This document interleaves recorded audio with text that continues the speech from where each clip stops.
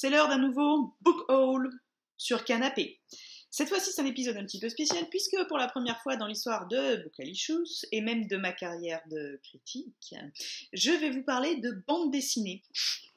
De plein de bandes dessinées, pour la bonne et simple raison qu'on a attiré mon attention sur le prix SNCF du polar et que je me suis intéressée à la catégorie bande dessinée. J'ai travaillé dur avec une spécialiste de la bande dessinée qui m'a fait un coaching d'enfer, une coloriste et illustratrice. Je ne vais peut-être pas trop me moquer de la SNCF qui, grâce à ses trains, offre un espace privilégié de lecture, surtout quand ils sont en retard et qu'on n'a pris qu'un seul livre et qu'on ne pensait pas passer 4 heures supplémentaires coincés. Mais bon, pas de méchanceté facile, pas de grognement. On commence tout de suite avec mon préféré. Ça, c'est mon gros coup de cœur. Ça s'appelle La République du Catch de Nicolas de Crécy aux éditions Casterman. C'est un livre très original puisqu'il emprunte beaucoup de codes au manga.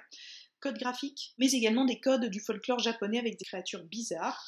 C'est l'histoire, en fait, c'est une véritable ode aux laissés-pour-compte, aux gens un peu faiblards, etc. Pas les gros baraqués qui font du catch et qui résolvent tout à coups de poing. C'est une histoire très sensible, très émouvante, touchante, avec un très joli trait, de très jolis cadrages, et ça arrive à être même très haletant. Voilà, je vous montre un petit exemple de ce que ça donne, je sais pas si on voit bien. C'est un noir et blanc très subtil, très fin, avec des jolies créatures, et des beaux personnages, et une grande richesse au niveau des sentiments. Continuons donc la sélection avec Castagne d'Isao Mout aux éditions The Uchi Kuchi. Là, on est dans un style très différent. De la Castagne, il y en a un maximum dans cette espèce d'histoire de vieux voyous qui fomente un hold-up. Donc on y croise des sales types, des vieilles connaissances, des espèces de... vraiment des voyous, un peu comme on les imagine dans les films de gangsters un peu clichés des années 30, et c'est hyper sympa. Donc c'est l'histoire d'un hold-up avec des anciens personnes qui ont l'air de se connaître très bien et d'avoir quelques inimitiés à régler. Ensuite, Zai de Fab Caro aux éditions 6 pieds sous terre. C'est que dire que cette histoire est loufoque.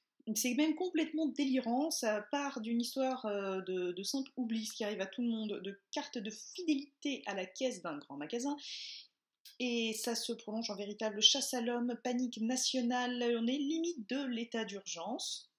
Je fais pas de politique, mais disons que dans le contexte médiatique actuel, où tout est sujet à un scoop énorme, à un gros stress, à une grosse vigilance maximale et une mobilisation des forces de police, et ben c'est très marrant, parce qu'à la fois on rigole franchement parce que c'est délirant, mais à la fois on a une sorte de petit, comment dire, de petits grincements, un peu une petite gêne là dans le coup, de se dire c'est pas mal vu de dénoncer un petit peu l'oppression du système et le tout sécuritaire par une histoire absurde, une histoire d'humour absurde en fait. Voilà. Donc il y a à la fois du drôle, ça se lit très vite, très simple, très facilement, et à la fois un vrai criticism of the society. On enchaîne avec le Teckel d'Hervé Bourris, collection Le Professeur Cyclope, qui est issu d'une collaboration entre Arte Édition et Casterman. Voilà, ça fait du beau monde. C'est l'histoire drôle, assez gaguesque aussi, où on suit un gentil commercial en médicaments pharmaceutiques et un méchant commercial en médicaments pharmaceutiques. Obsédés par Rimbaud, ils se retrouvent tous les deux pris dans une drôle d'affaire de médicaments très douteux et très limites qui ont été vendus en Afrique. Il y a un côté très old school dans la narration. En fait, on a l'impression d'être dans un vieux film de gangster à la Audiard, un peu avec le personnage du Teckel qui est très roublard. Bon, qui a vraiment un côté attachant, sympa du bon type bougon typique du polar. C'est une série, il y aura d'autres tomes et c'est une très bonne nouvelle.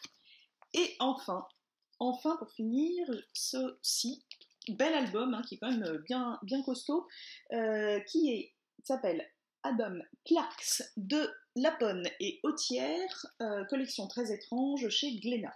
Il y a un véritable esprit Cartoon Network. Alors c'est une référence que les moins de 20 ans ne pourront pas comprendre. Cartoon Network était une chaîne de dessins animés qui était absolument géniale, où il y avait plein de dessins animés avec des dessins comme ça un peu carrés, un peu old school, mais en même temps super délirants.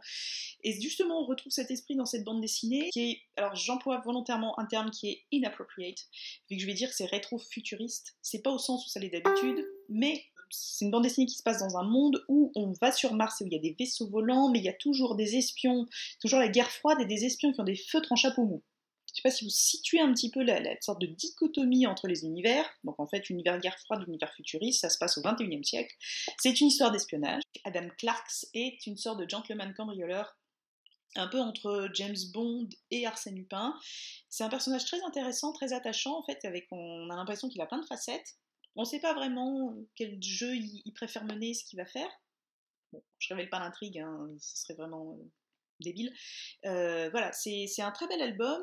Il y a un esprit art déco en plus très assumé au niveau des décors, au niveau du trait, même à certains endroits. C'est hyper joli, très riche. Et voilà, c'est un très bel album. Je dirais que c'est mon deuxième choix dans ce prix. Voilà, je vous fais le retour arrière. Lequel en vent, il y avait Zai, le castagne et la pluie du catch. Voilà, donc c'était notre premier book haul bande dessinée. Vous pouvez voter, alors ce qui est intéressant dans le prix SNCF, c'est que vous pouvez voter pour vos livres préférés. Pour ce, vous allez sur le site, vous avez jusqu'au 17 mai 2016, donc ça laisse quand même le temps de bien lire les bandes dessinées, de les relire et de savoir pourquoi vous votez. Je vous mettrai le lien dans la description, je vous encourage vivement à le faire, c'est très chouette, c'est une chouette initiative et les bandes dessinées sont d'une super qualité pour ce prix SNCF du polar. Les spécialistes de la bande dessinée, soyez gentils, s'il vous plaît, soyez gentils. Les autres, j'espère que vous avez apprécié, enfin tout le monde, j'espère que vous avez trouvé ça cool. Voilà, bon, et bien trêve de bavardage maintenant, allez lire, allez acheter vos bandes dessinées, prenez le train. Non, ça on va penser que c'est la SNCF qui m'a sponsorisé, c'est pas le cas du tout. Soyez gentils avec les contrôleurs, souvent ils y sont pour rien. Et puis si jamais, surtout prévoyez des livres quand vous prenez un train. Et puis si jamais vous tombez sur les trains où il y a ces super livres, et bien profitez-en et sinon allez les acheter. À très bientôt, ciao ciao.